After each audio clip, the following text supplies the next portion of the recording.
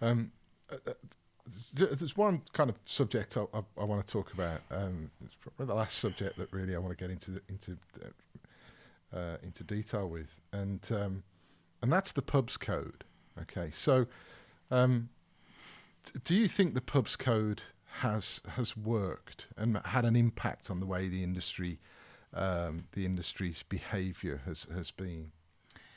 From our own personal perspective as operators, I can't see a tangible shift.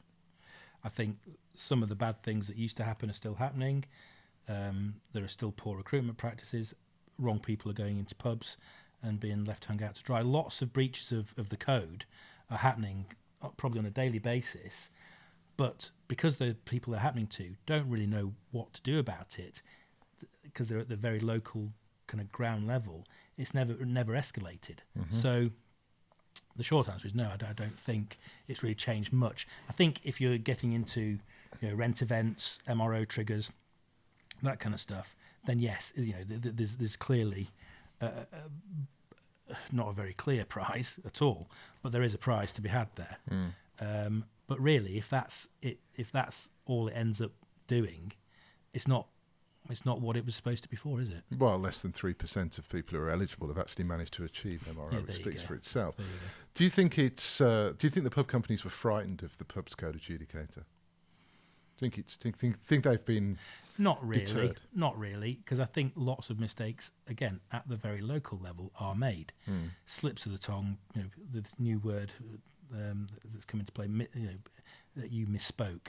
There is something, has been lost in the translation. I think some breaches of the code happen inadvertently, or maybe deliberately, but safe in the knowledge that this is never going to see the light of day.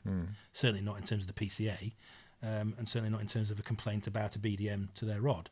But again, it's not everybody at all, but it happens enough for it to give a very, very negative impression. And it's a real shame, because actually a BDM should be a business development manager. He should be able to help you develop your business. He should be your friend.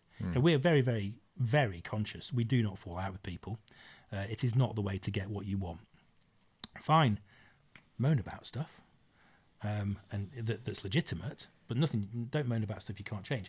But try and keep that relationship, because that makes you the better person, for a start, but it also means you're that much more likely to get what you want. So in terms of the PCA, a lot of people it wouldn't cross their minds to go to the PCA.